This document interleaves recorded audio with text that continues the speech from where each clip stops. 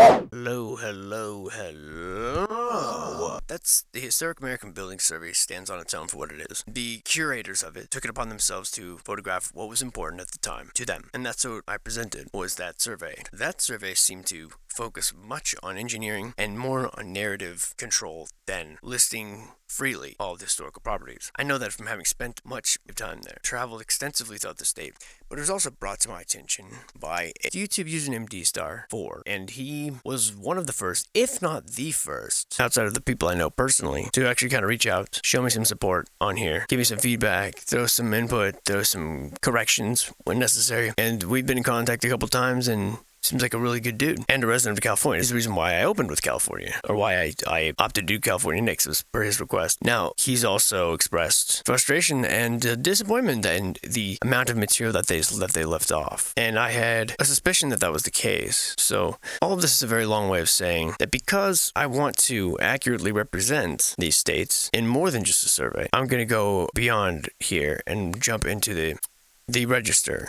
And I'm going to cherry pick. I mean, there's a lot of really amazing properties that I feel like need to be shown. There's a lot more out there in California than what they wanted you to believe from that survey. And this series, I happily dedicate to you, Mr. D-Star. Thank you for being who you are. Good. Thanks, Jim. You know, you've been really great lately. I don't give you enough credit, Jimmy. Without you, I'd probably just run around naked on Xanax all day.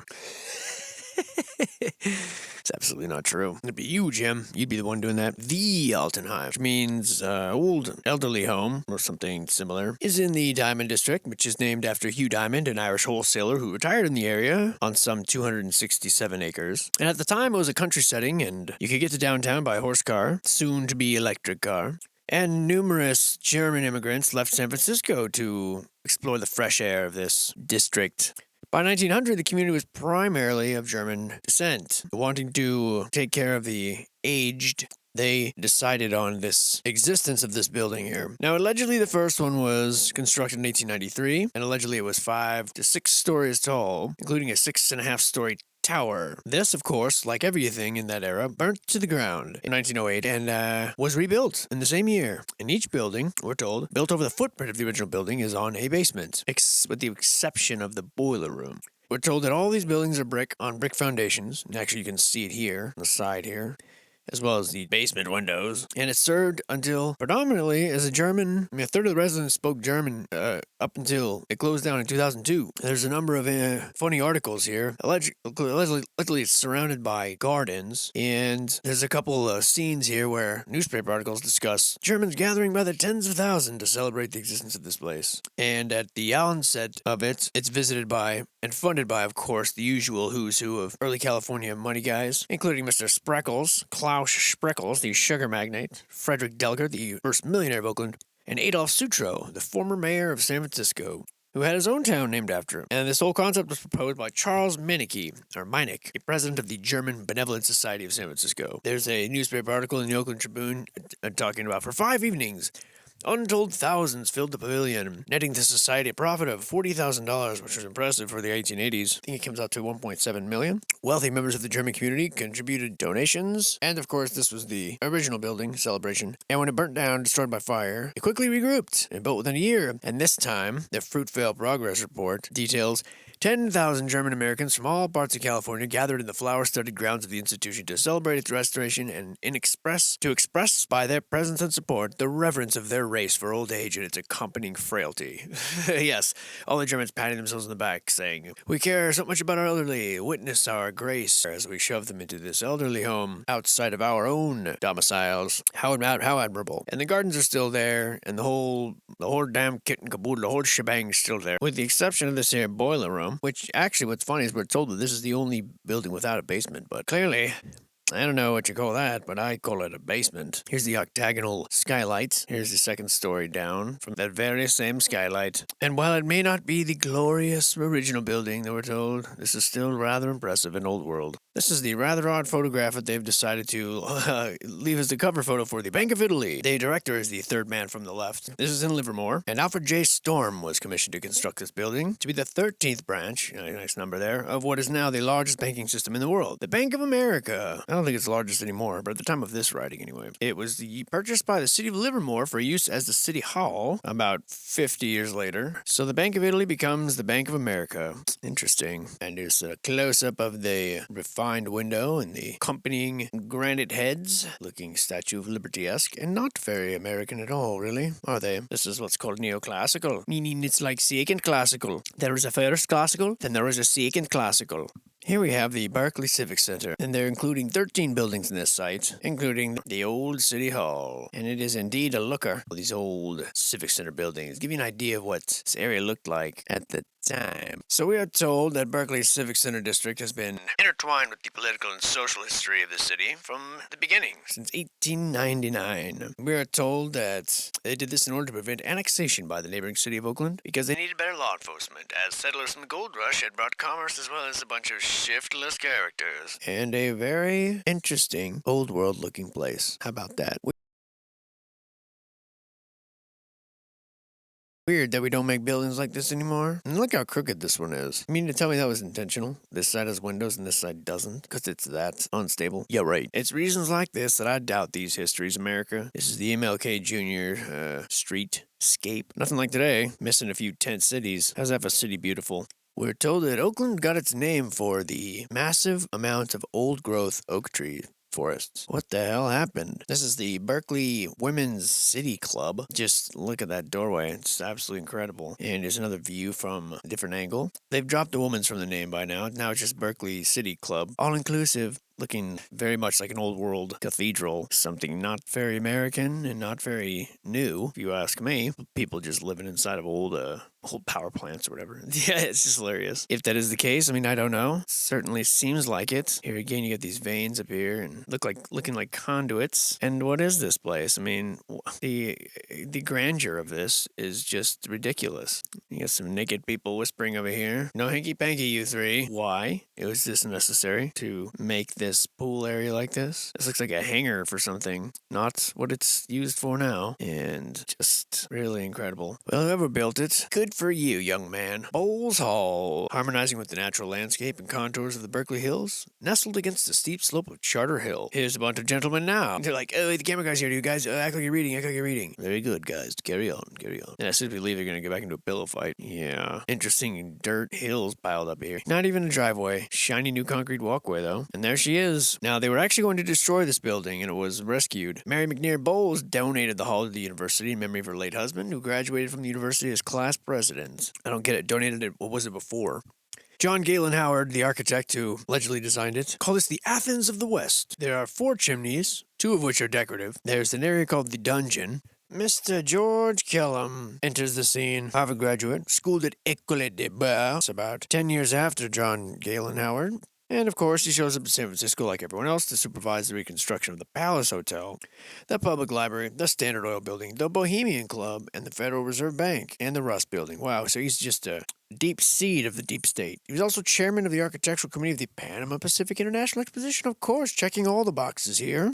Chairman of the Golden Gate International Exposition. All right, so we have a World's Fair planner. So we have a master deceiver here. A supervising architect at the University of California. Designed 10 buildings on the Berkeley campus. Of course. I think I've heard all I need to hear about this guy and what he does, because it seems fairly obvious to me where the old world ends and the new world begins. But that is, of course, for you to decide for yourself. This is the California Hotel, the tallest building for miles around. The original builders, the Sommerstrom brothers, there's another one, who were also the contractors. They planned and built this bad boy. Felix, Matthew, Edward, and Hugo. In 1907, the first 2 Sommerstroms died before it could even be built. Now, one of the other brothers, 65 buildings or so built by these guys, and over 100 small. This is their largest and last. Designed by Clay Burrell, a prolific and locally important early 20th century architecture, but unfortunately degenerated into illegal activities and ceased abruptly in the middle of rehabilitation in 1972.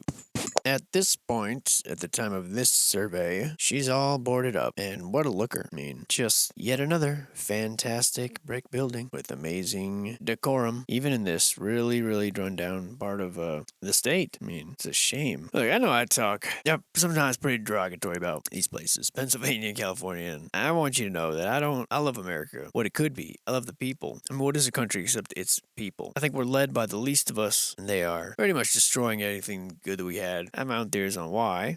But believe me, I make fun of my own home state as much as anyone else's. I don't dislike anywhere. And I'd love to visit everywhere as often as possible. I wish I could believe it were all true. I just don't. I don't believe it's true. And the search for truth is, it's a frustrating one. Because you'll never know. You'll never know it all. And here, look at this. This is amazing. Brick hiding right underneath what would appear to be like carved concrete. This is just a facade. It's brick underneath it. Just like everywhere. It's really unbelievable. Can't believe they actually posted that. You can't tell me the same people that this comes from the same era as the rest of this. There's no way. Not even close. That's the degradation of, wait, we're talking about 30 years, 40 years? No way. No way. This is here long ago. Long before any of this. You can see if they paint the name Hotel California on it. Eventually the name fades. But the building, she gonna live on. Just look at the amount of bricks it would take to make this thing. Where'd the bricks come from? Ever mention of the bricks? This is up on the roof, obviously. Very cool. They had to board this up. The lobby's surprisingly kind of intact. I would expect it to be far worse. Well, I guess this is fucking 40 years ago, so. That fireplace is full of trash. That's about more what I expected. William, you responsible for this? Grinning like he did some. That's creepy. Little devil guy here. Maybe it's a sign. Who's really in control, eh? Next up, the Cameron Stanford House. And just look at that bad boy. What a beauty. Over by Lake Merritt, near downtown Oakland, the innovative researcher, collector, curator Charles P. Wilcombe kept a museum here. It got its origins in 1871 by Will Cameron for his bride, Alice Marsh. He was the grandson of Reverend John Cameron of New Salem, a friend of Abraham Lincoln, and Alice was the only daughter of Dr. John Marsh of Contra Costa County. They had an extravagant establishment with servants, coachmen, carriages, horses, and a harness mounted in silver. They had a daughter die 9 years later, so they sold the house to Josiah Stanford, farmer and brother of Leland Stanford, founder of Stanford University, of course. Whether it's your tuna cannery or it's an amazing mansion, fear not, the Stanfords will be there to buy it when you have no more need for it. This was the scene of many brilliant social events. Why, President Rutherford Hayes was entertained here. 13 years later, the Stanford family sold the house to John Wright, and 4 years after that, Mayor Mott, teaming up with Charles Wilcombe, the curator of the Golden State Park Museum, secured a number of historical colonial artifacts and unearthed a treasure of antiques. After a 3-day canvass of territory within a 25-mile radius of the heart of the Commonwealth, revealed in the Massachusetts Telegram in 1909, so he packed it all up and shipped it all to Oakland, and here it resides. This is Casa Peralta, a large residence located on a spacious location on a lot of 1 acre in the city of San Leandro in the eastern bay of Northern California's San Francisco Bay Area. Este es Casa Peralta, 2.5-story main residence, a 4-story tower structure, carriage house, storage area, as well as decorative fountains, a shrine, formal garden, and other landscape features. Luis Maria Peralta, who arrived in California in 1775 and served 44 years in the army, is comisionado of the pueblo of San Jose. He divided his large landholdings in the East Bay among his 5 sons. One son, Ignacio, built an adobe in San Leandro. Ignacio's daughter, Ludovino, bought the property on which this is located. Hermania Peralta Dergi was married to William Dergi. Hermania is the woman who inherited this property. Her husband, William, founded the Oakland Tribune, the most influential newspaper in the East Bay, in 1874, and published it until his death, 1914. The grounds of the compound were planned by John McLaren, the superintendent of San Francisco's Golden Gate Park. So yet again, it's just the same who's who involved in everything. It was scheduled for demolition in 71, but there was a local uprising, and that's a curious thing to have in the middle of your square. Where have we seen things like this before? 4-pronged tower, little on the top, outside of the walls. Oh yeah, like cathedrals have them. Although sometimes they put them inside. Sometimes they put them inside and they mount them from the ceiling. Sometimes they put them inside, they flip them upside down and secure them to the wall. Wherever they were an important part of what I'm assuming this little property used to have, its own power supply. And I'm pretty sure this had a part to play in it. All these fountains did, which is why fountains like this one are central. Even the decorative tile on them seem to sort of insinuate a center and a spread from a nucleus. How would I know? Just noticing patterns, that's it. I'm trying to figure out what the fuck's going on. Maybe everybody just likes stars. Yeah, maybe. Pretty amazing detail on this stuff here. The balustrades. Now it's sort of a community center from what I understand. Now, here's one we also looked at. This was the Chamber of Commerce building, also known as the Wells Fargo building, for reasons that I can't figure out, and neither can you, so don't try to tell me that you know why. 1927, Berkeley's first true skyscraper for over 40 years, designed by Walter Ratcliffe, the leading architect of Berkeley's prosperous 20s. It is still occupied by its original ground floor tenant, the American Trust Company / Wells Fargo Bank. Imagine that. The Chamber of Commerce and the bank in the same building. They were going to put 12 stories on top of this one, but they just decided, no, it's cool. They converted the basement into a parking garage. How about that? We talked about this one back in the old survey. I didn't have such photographs of the terracotta ornamental detail, such as this, and a view from that tacky-ass sign on the top of it. Look how stupid that looks. Although this is 1926, I said the building wasn't built till 27. So what's up with that? Clearly, it's right there. Get your own damn documents in order. And very cool brick pattern. This is the Alfred Cohen house. There was a Bray brothers that bought their house from a John Kennedy. Bought the land, I should say. Several hundred acres. They called it the Oak Tree Farm. Had a bunch of kids. Started calling the place Fruitvale. And a lot of families moved into the area and built large homes surrounded by extensive lawns, tree-lined drives, flower gardens, vegetable gardens, fruit orchards, henceforth the name Fruitvale. These neighbors played important roles in the development of the San Francisco Bay Area. When Emma Bray, who had come to Oak Tree Farm as a baby, became engaged to Alfred Henry Cohen, her wedding present from her parents was a 17-room house on the property across the road from her parents' home, where the asparagus patch had been. Her father was Alfred Cohen, the brilliant attorney for the Big Four. You guessed it. He is the owner of 72-roomed Fernside in Alameda, and the father of Alfred H. Cohen. Well, this house was a wedding present to the groom's parents. They lived there the rest of their lives, and their 4 children were born there, and the last surviving member of the generation still lives there, which her mother bequeathed her as a life estate. And now she lives in a little pocket surrounded by urban rot. This is all that's left of that beautiful neighborhood. And according to Mr. Lewis Cow, Historic Preservation Officer for the East Bay chapter of the American Institute of Architects, he said, building embodies distinctive characteristics of a type, period, and method of construction that represent a significant and distinguishable entity. That's right. This here's the Quarter Building, downtown Berkeley. Urban dignity for over 50 years. It fills in an entire block. Mr. Whitecotton designed it. Mr. Whitecotton departed from the Berkeley financial scene in the Depression. Died in L.A. in 1933. The architect was James Plachik, born in Chicago. Apprenticed at 15, went west in 1906 to report to the mayor of Chicago on the effect of earthquakes and fire on building materials. He stayed and worked for the rest. He worked for the state of California under the noted architect of Mr. Weeks of the Weeks and Day. And by 1918, at age 33, can't make this stuff up, he becomes president of the Berkeley Chamber of Commerce, and then was appointed to the City Planning Commission and Library Building Committee. To him be the glory of the Quarter Building, a bygone era. This is allegedly what it looked like originally, before they added 3 stories to it. And I don't know. Maybe. Staircase looks like it's floating, doesn't it? Disagree with me. The Ernest Cowell Memorial Hospital. Quite an interesting entrance there. Architect and builder was Arthur Brown of the Brown and Bakewell. The Kroll Building, one of the earliest taverns in the Bay Area, at least on its floor. John Kroll acquired the property in 1891. Famous boxers trained at the facilities here. Jack London frequented this place. 1945, the upper stories were gutted by fire.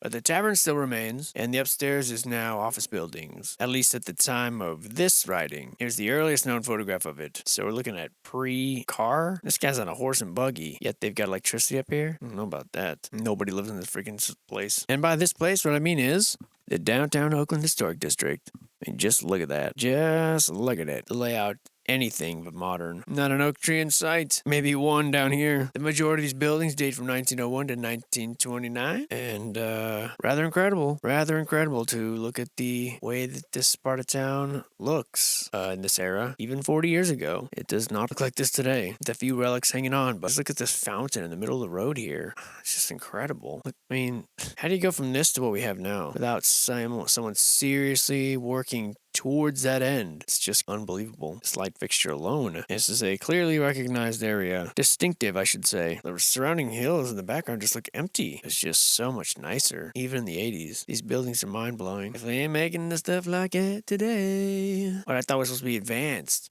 We're the progressive ones. We're the advanced ones. This is the Dunn's Block. It's a building with a basement. It's a hotel. There were large skylights. There were curved and sculptured ceilings with rosettes. There were gas lights. Little altered from 1876. Structurally sound. Still at the time of this writing, despite its rather dingy appearance. It's expected to be restored in this writing in 1978. It's the only surviving Victorian block in Oakland, which is unaltered. The only one. How about that? The large open basement reveals many of the period's building practices. Massive brick foundations, heavy girders surrounded by 10-inch round wooden columns, oversized ceiling joints resting on brick ledges, spacious vaults arcing under the sidewalks. Do you hear this? That is crazy. But they just put that right there. Arches under the sidewalk and all that. Yeah, I wonder why. You guys are right there. They're right on the cusp of figuring it out. Just something's blocking them. It's a spell, man, I tell you. Until someone points it out to you, you are bound by it.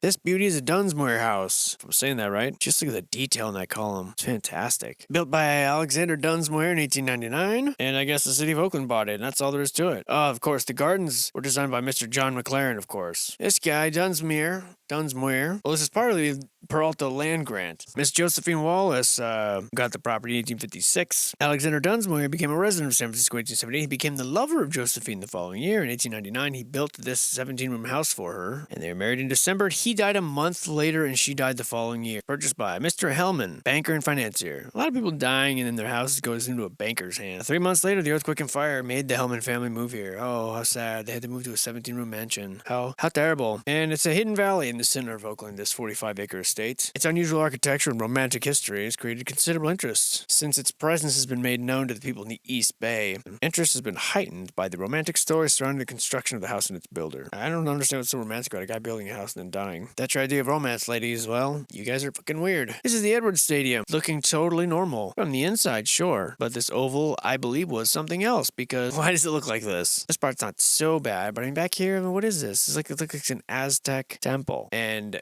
of course, my own theories regarding these oval shapes aside, why would you build a stadium like this? It just looks like an ancient temple, and we're just repurposing it. Back here where no one ever goes, you're going to make a decorative doorway. Back here behind the scenes of the stadium. Yeah, right. What kind of expense is that? The general public, absolutely clueless. We're told, cast concrete ornamental stadium. An irregular site? I'd say so. Festive and appropriate, the ornamentation is called. Right. Oh, it's appropriate, all right. Plants obscure important features of the design. The color of the concrete is a mix of tan and gray. The smooth texture, due to paper-lined priestwood formwork and much hand care in the construction process. All the ornamental features were cast in place. In other words, no ornamental color has been applied separately. This represents the work of a master, we're told. High artistic values. The largest, most expensive, and most ambitious stadium built for track and field in America. Of course, designed by John Galen Howard. Also worked with a guy named Warren Barry. He was the dean of University of California. His most prominent and best work is this stadium. He also spent time in 1908 to 1911 at the École des Beaux in Paris. This stuff just starts to write itself. This submerged little fountain here is on the property known as Elliston. An important pioneer family, we're told, made this place. This is a vineyard and a stone mansion in the Richardsonian Romanesque manner designed by Captain Ellis and his wife. The stone was quarried in nearby Niles Canyon and brought by wagon loads, or was shaped and carved with hand tools. The original water system consisted of a huge reservoir fed by natural springs and a deep cistern from which water was piped to the lower houses. Planned and installed by the Ellis sons. Some of the original plumbing still remains in place. The stone-lined flume still runs the length of the property to Sinbad Creek. Born in 1829 in Waterville, Maine, Henry Ellis was 19 years old when gold was discovered at Sutter's Mill. His father booked passage on a ship for a 6-month voyage. Switched to a bigger boat at Port Famine, where they stopped for provisions, did young Henry. Skipped the boat and got there a month before his dad. His father died within a year of the gold fields. How predictable. And soon his son abandoned the unprofitable attempts at gold digging and bought a steamer for $6,000. What is that equivalent of? $200,000 a day? To bring cargo to San Francisco. Started a trading post, building a pack trail from the bay to the mines. Expanded his shipping business by making several trade voyages to the Hawaiian Islands and Mexico. Returned 2 years later to marry Elizabeth Capon, a descendant of Mayflower ancestors. Returned immediately to San Francisco. For 30 years helped shape its future. He was a charter member of the famed Vigilance Committee, along with Mr. Sutter Alad.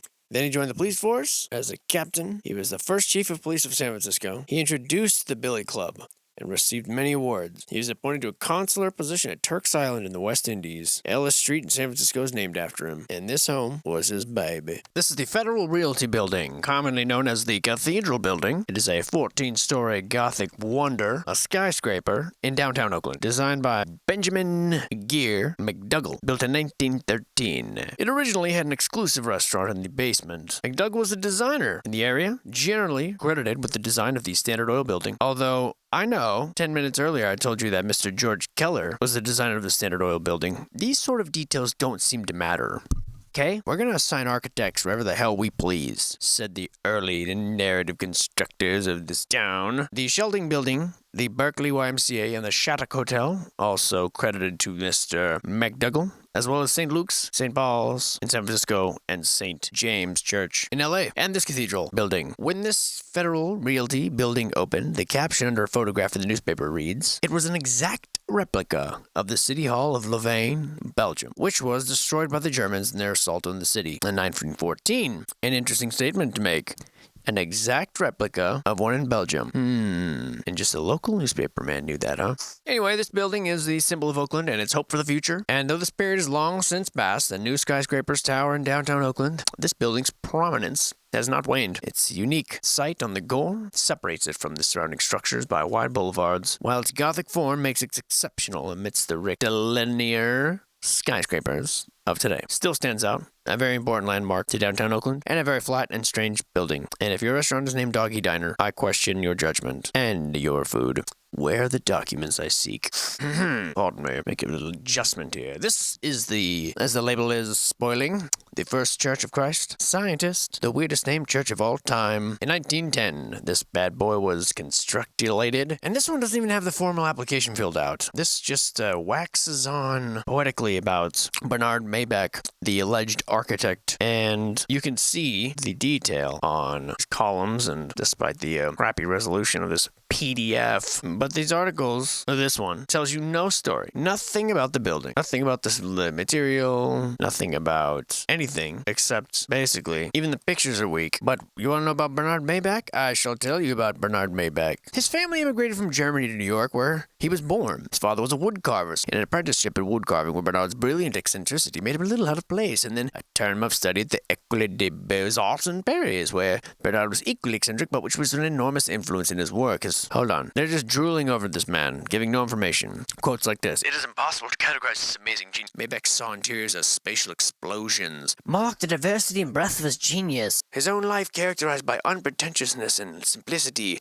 marked by a deep respect for nature and an overriding desire to return to what he considered the fundamentals of human existence. He regarded art as integral with life. Work that does not so correspond could not be art, he felt. The design process was approached as a craft, not as an aloof fine art, certainly not as a business. While he was not adverse to the machine for many tasks, ornaments and color were strictly a product of the hands, often his own hands. And it sort of trails off. But I'm not kidding you. This is a government document.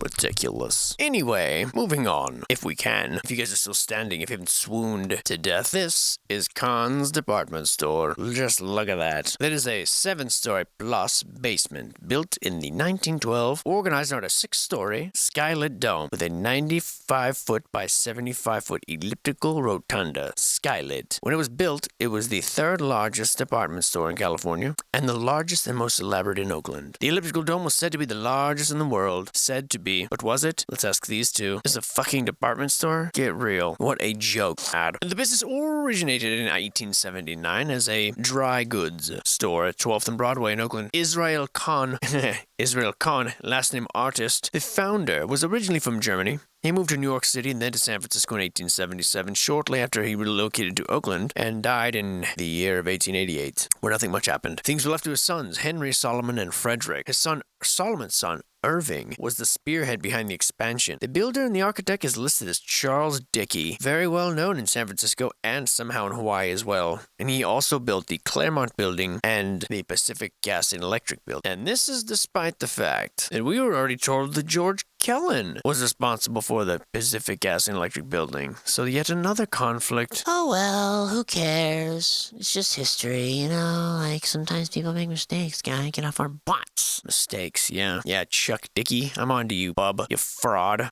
And the idea that this would be a department store is one of the more maddening ones. I mean, really, how clueless were people back this? Yeah, we're just going to walk away from it. Just leave it next to this space vehicle. That's a cool looking car. That's a cool looking car. A little Volkswagen? God, everything was cool back then. Curiously looking like a heater. Some sort of bit of tech. Just a department store, guys. Just designed to be a department store. Designed to be a department store. Give me a fucking break. I quit. Oh man, where do you even begin with stuff like this? This is just absolutely insane. If this were anywhere else in the world, if this were in India, this would be a mosque or a palace. But it's not. It's America. It's San Francisco. And even though there were Russians and Chinese people here, where else do you get Chinatown from and Russia Hill from? No, there wasn't. They don't fucking count. We did it. We built this. All to be a theater. That's right. In 1928, Oakland was the proud recipient of a Hindu deco mixed-use complex of 37 shops, 91 offices, and a theater that seated almost 1,000 patrons. This three-story commercial perimeter of street-level shops and offices expanded the overall dimensions of the project. The main entrance was culminated by a color-tiled dome with supported vertical towers, typical of the Brahminian Temple of northern India. Of course, like every good theater, pulling from the influence of North India, where so many people had been, since everyone was such great world travelers. It didn't take long to get there by wooden boat, did it? You've all been there, haven't you? We've all been to India, me lord. This theater, has a sweeping expansive ceiling, we're told, that is made up of an overpowering maze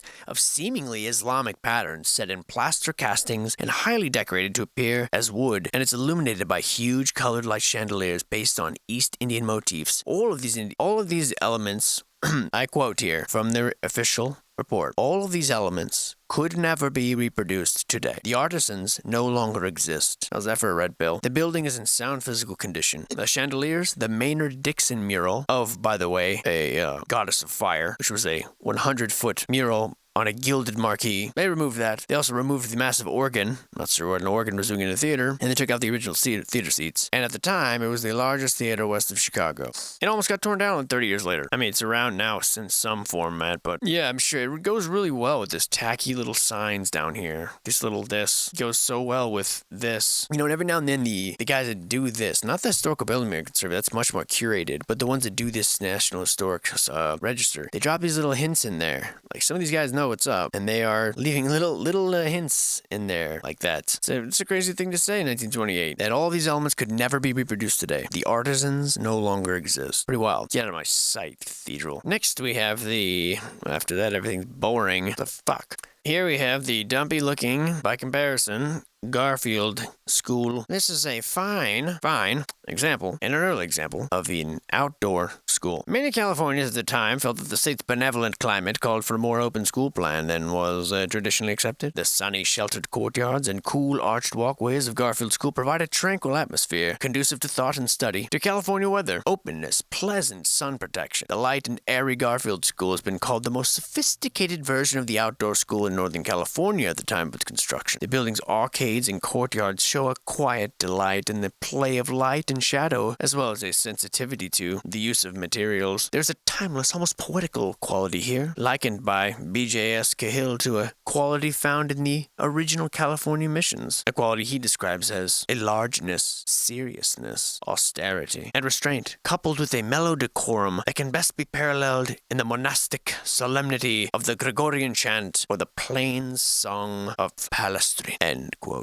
Curtains. These guys, there's something wrong with these people. There is something wrong with these motherfuckers. Ah, yes. The Golden Sheath Bakery. Exactly like what I expect most a bakery to look like back then, you know. It was important. It was very important they have this. The Golden Sheath Bakery was built in 1905 and designed by a prominent California architect, Clinton Day. He, teaming up with the Terracotta King Penn Gladding McBean of Lincoln, California. Clinton Day was the architect for such notable buildings as the City of Paris and the Union Trust Company and the Memorial Chapel at Stanford. Furthermore, he was the architect for many of the original University of California at Berkeley's academic buildings, which have since been demolished, even though just earlier in this very video, you were told that George Keller was the one that designed all of those academic buildings that were demolished. Now we're going to tell you it's Mr. Day. Don't question us, okay? Don't you. You want to be in timeout? Well, the Golden Sheep Bakery was founded by an Englishman, John G. Wright, in 1877, who became Berkeley's first wholesaler/retailer in the bakery world. The original bakery was, of course, just a two-story wooden frame building located at 2026 Shattuck Avenue, which housed the Wright family, some student bakers, a public dining room, and the bakery. From the very beginning, the bakery is known for its large selection of high-quality pastries, breads, pies, cakes, puddings, jellies, and ice creams. Why, evidence of Mr. Wright's uncompromising, steadfast attitude toward quality and purity can be found in his worldwide search, we're told, for the finest baking ingredients.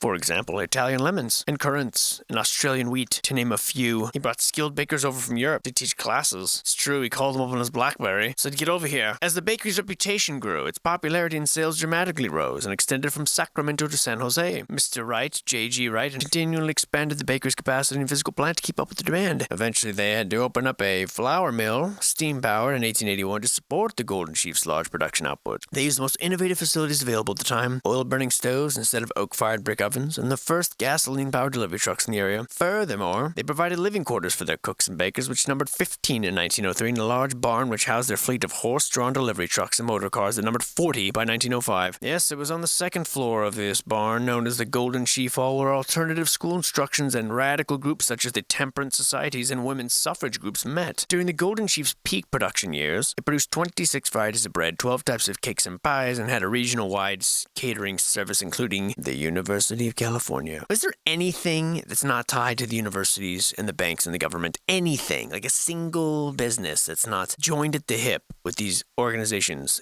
And the answer is yes, but not if you're talking about any business or entity that's associated with these historical buildings. Got it? Because these buildings are the key. They are the giveaway. If you're involved, chances are, with one of these buildings from the get-go, in these early days, you're in on the fix. You're playing ball. Got it? Mr. Wright became a significant actor in organizing and bringing support for a bakers' union. The official establishment of such a union was signed into existence in 1904 at the Golden Sheep Bakery.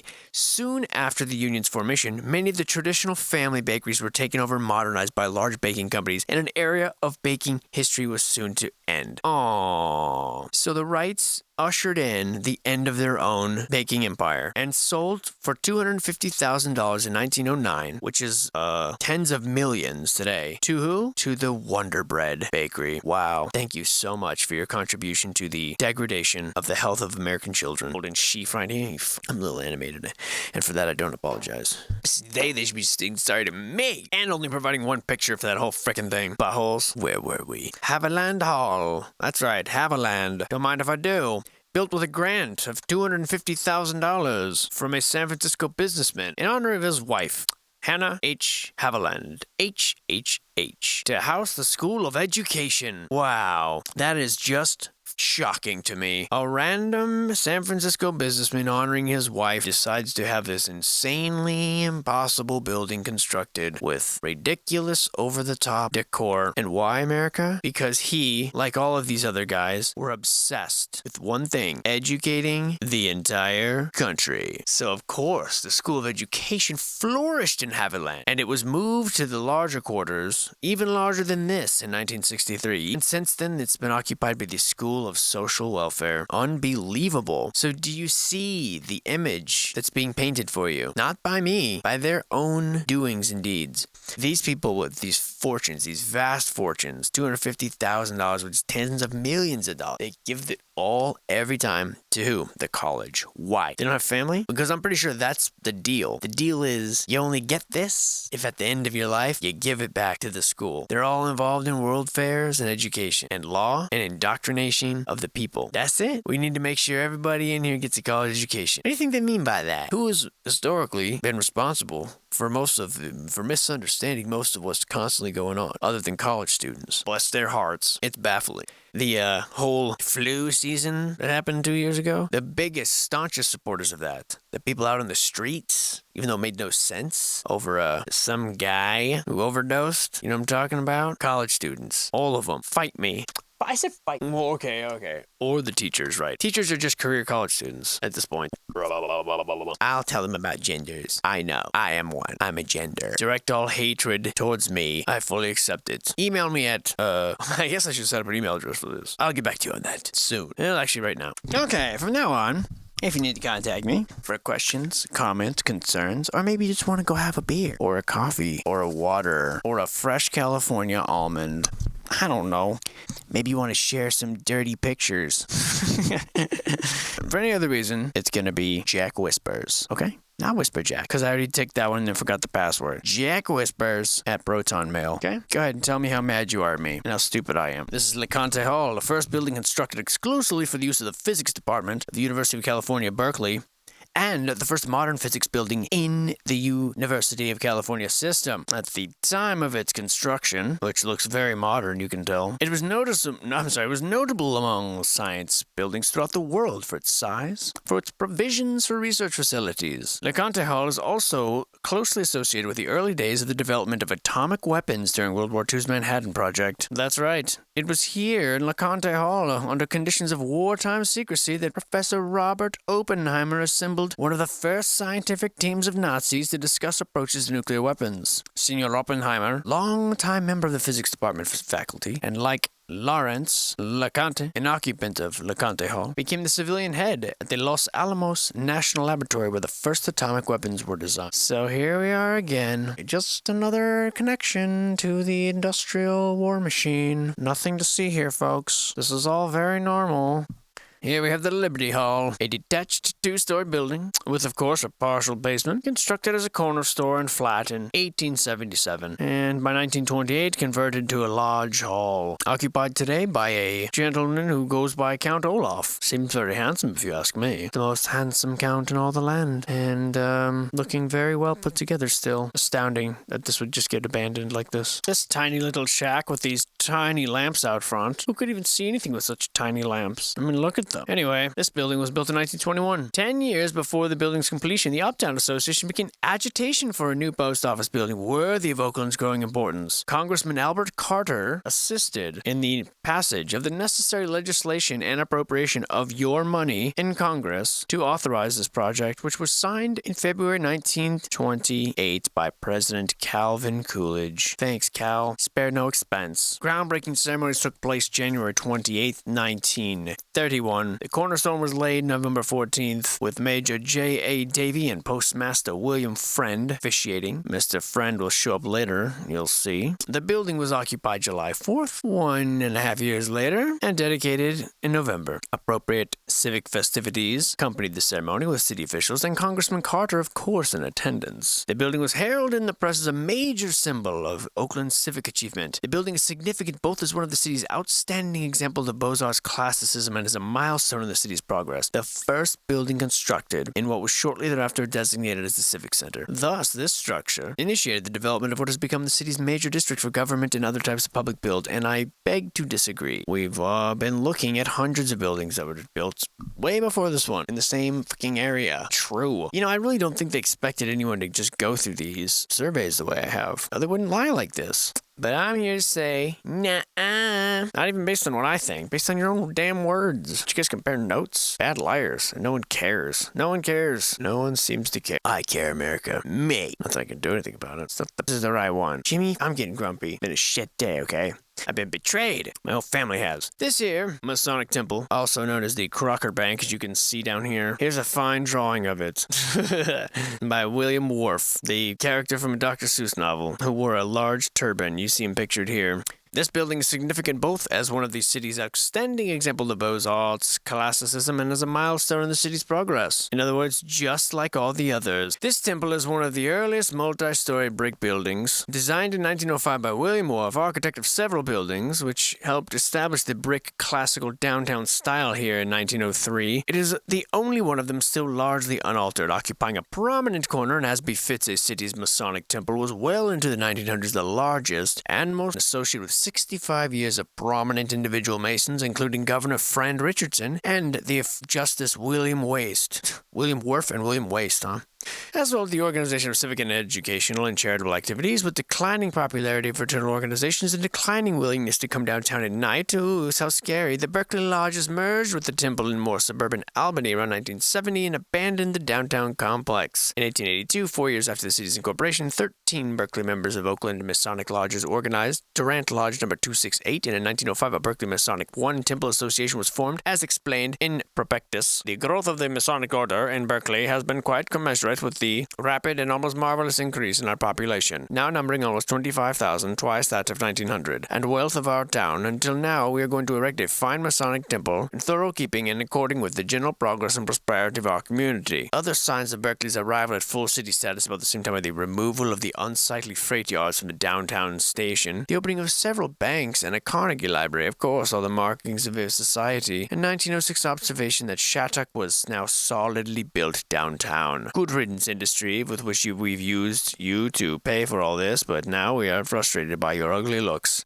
Mr. William Wharf was an active mason since 1872, had already built 2 brick commercial buildings downtown. Wow. And although he was nearly 70 and self-taught, half a century before in Maine, his buildings were progressive, not only establishing a more urban style, but doing so with the most up-to-date materials and ideas. Yes, brick. Excavation for the Masonic Temple began in September 1905. The cornerstone was laid on December 2nd by the Grand Lodge of California. The items sealed in the cornerstone were Masonic relics and a current newspaper and a pamphlet on Berkeley and school statistics at the present time. Why? In 1909, the Berkeley Lodges hosted the State Grand Lodge in the traditional Masonic function of dedicating the new Berkeley City Hall. Through the first half of the century, the physical prominence of the Masonic Temple paralleled the civic prominence of the Masons and their auxiliary societies in patriotic and welfare work and social life. Berkeley Lodge members increasingly had suburban addresses in Concord, Lafayette, Walnut Creek. Demonstrations and subway construction made downtown Berkeley less attractive demonstrations, so the lodges moved to the smaller temple in Albany and sold the building to its longtime ground floor occupant and best friend rocker of the Big Four. The University Masonic Clubhouse was demolished in 1969, and the temple has escaped that fate despite spending a full decade as an economic and social and historical white elephant. The end. I said the end. That, of course, brings us to today's the second Masonic Temple and Lodge in the area.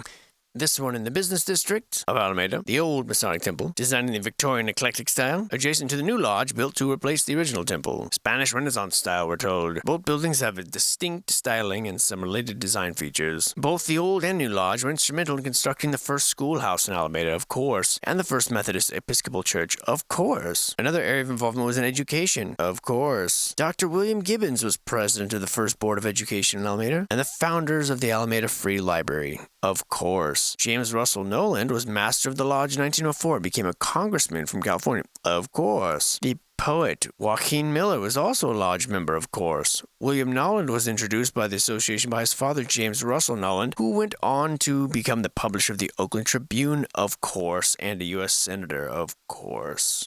Many members involved themselves in local government. 8 former mayors and 2 former vice mayors emerged from this lodge. And the fix continues. Like I said, all are the same. Church, school, separation of church and state, separation of church and school and library and information and media and politician and deep state. That is a freaking deep state. Here's the front door of the McRae House. William McRae, son of George McRae, Canadian by birth, took 3 years of a civil engineering course at McGill University and then moved to the U.S. That's all it took. Several years he worked as a furniture designer. Then, having decided he wanted to follow his bent for architecture, he spent 3 years in Europe, specializing in church architecture. He did not take a degree, but was admitted to the AIA when he returned home. His son knows his father was still in England when Queen Victoria died in 1901. Among his commissions were St. Leo Church in Oakland, Our Lady of Lourdes School and Rectory in Oakland, churches in San Francisco, planning for the town of Capitola, a home from Hiram Johnson, the governor and U.S. senator, homes along the San Francisco Marina, and in Pebble Beach, a close friend of Bernard Maybeck, the guy that was getting drooled all over for designing that church. McRae explaining his reasons for integrating his modern home into existing historical environment. McRae was clearly influenced by the presence of artifacts from previous occupations, an aboriginal site near the present house, but destroyed in the 60s, as well as an adobe chapel and several wood frame structures from the Mexican period. He claims his whole landscape and architectural story was so just to feel the exhilaration and satisfaction of having a modern home that answered in every way to the spirit of this ancient history and the wonder of the landscape itself, the tangible force through which I answered, to the spirit of this ancient history, was the reoccupation and reuse of existing structures. Catch that? Let me repeat. Feel the exhilaration and satisfaction of having a modern house that answered in every way to the spirit of this ancient history and to the wonders of the landscape itself. The tangible form through which McRae answered to the spirit of this ancient history was the reoccupation and reuse of existing structures. So how about that? Red pills being dropped all throughout this damn thing. And of course, when he died, all of his acreage remained in the control of his son, Robin, until shortly after this interview when it was purchased by Holy Names College.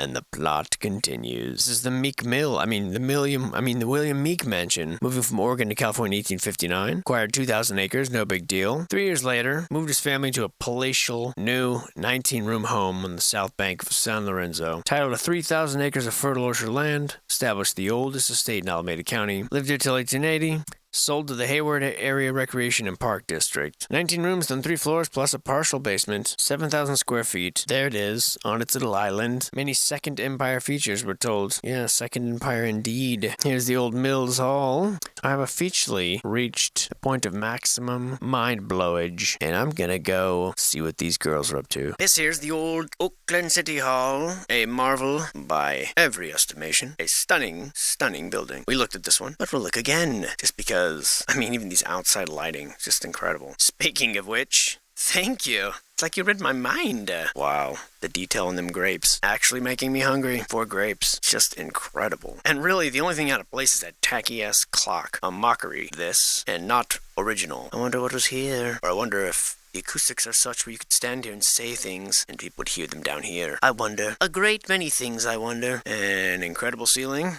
Altogether, rather ridiculous for a city hall in America. Nice phoenix here. The double phoenix. All the way across the sky. The Alden branch of the public library with the appropriate brickwork, the amazing windows, the classy woodwork, redwood I'm told, and the usual odd level of basement, along with massive door. We've seen these things before, haven't we, Sam? Yes, Mr. Frodo, we have been this way before, but remember, we did it. We.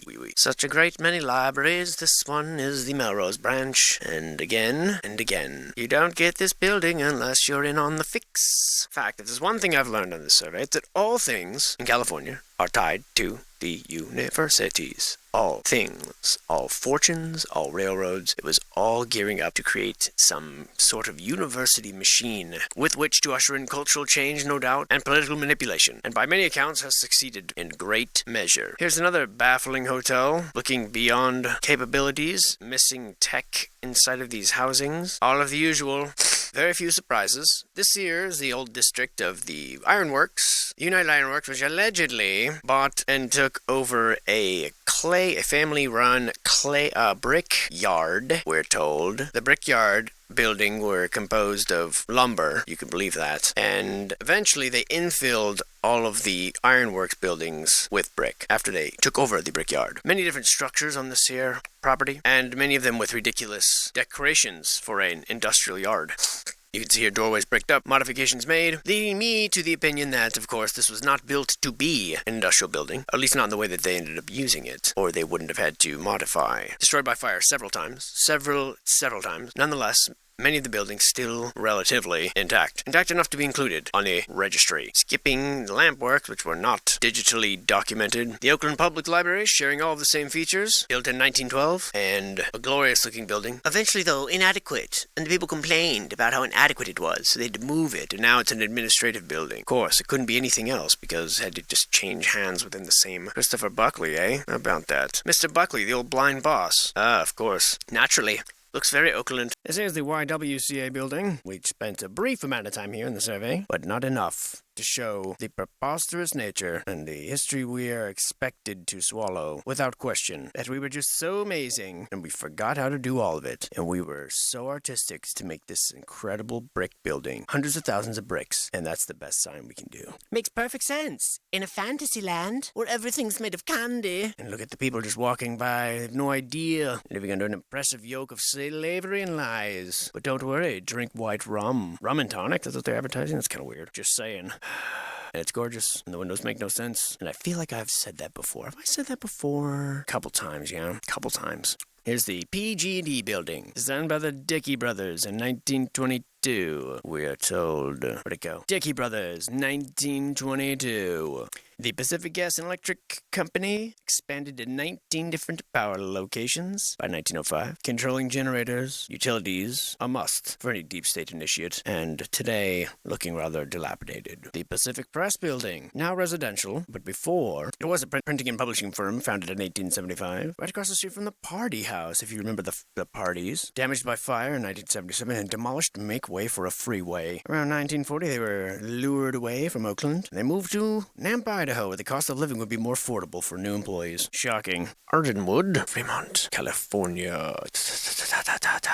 We're told that this is the first and the oldest brick building in Alameda County. Historically, the home is a major landmark. You see, Governor Pablo Vicente de Sola, the first Mexican governor of California, gave a land grant to Don Luis Peralta, who we've heard of before, for his meritorious military service in 1820. The grant was for 18,825 acres of land, which included the present San Francisco East Bay cities of, Albany, Berkeley, Emeryville, Piedmont, Oakland, Alameda, parts of San Leandro. Don Luis served in the military for 45 years, and in 1826 he resigned from the Presidio in San Francisco, California. He had 17 known children, and one of his 4 sons, we were told it was 5 in the last one, remember, but we'll go with 4 this time. Ignacio Peralta was born April 14th, and it was he who had the home built in 1860. He had married Rafael Sanchez, whose family owned the Buri Buri Ranch in San Mateo, across the San Francisco Bay. They had 10 children, and 8 survived. His son-in-law, William P. Toller, was the home's architect and builder. He was the son of the consul in Venezuela, and he's the one who raised the first American flag in California in 1886, and married Ignacio's daughter, Maria Antonia. It is he who built the Peralta home in 3 months. In 1860, hauling the handmade brick in a flat-bottomed wagon covered with hay from the brickyard. That's right, he built this home in 3 months by hauling the brick himself. It's got some pretty amazing little glass here embedded in there, and what an insane home. My God, look at the woodwork in that. Absolutely incredible. 3 months, huh? Ridiculous. What a gorgeous home. And there's where you'll be sleeping, Jennifer. Dinner's at 7, and I certainly hope no one believes that bit of histohi. The Phi Delta Theta Chapter House. Of course, another fraternity home. This one established in 1873. Prominent members include attorney Barman Fleger and William Hurst Jr., both of whom resided at the house. This building is an excellent example of the work of San Francisco architect John Reed Jr. And what a glorious little place for frat boys to hang out. This is the Security Bank building, built in 1911. Later became known as the Key System Building. Oakland Mayor Frank Mott wrote in 1911, the year of the construction of this fantastically, dazzlingly ornamented building, that Oakland shall symbolize the union of commerce and culture. Her work shall be the expression of a new ideal, the ideal of a great modern city. The city is entering upon an era of unparalleled prosperity. This new office building symbolized that spirit. And yeah, I can tell you it sure did. It's rather unbelievable. Architect Hugo Storch modeled this Berkeley Community Church after his large mission revival church designed in 1910 for the first congregational church in the Oakland Footfield District, which was demolished in 1973, so I can't compare it. First time we've got a Hugo Storch sighting here. This one looking very stuccoed over. Hard to tell what the original structure was.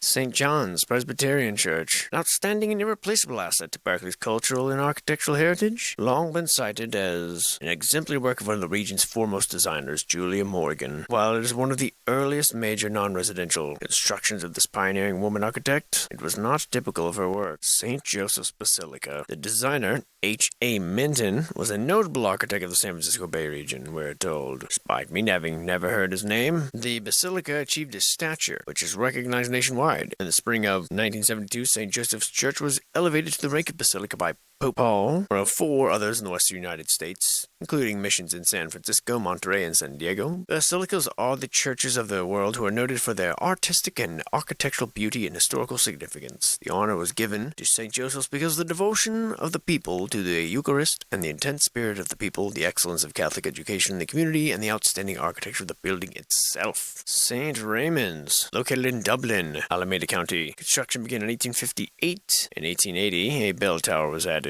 Important to the development of the settlement and later the town of Dublin as a second public building built by the hands of the young Irish settlers that founded Dublin and who are now buried in the cemetery directly behind the church.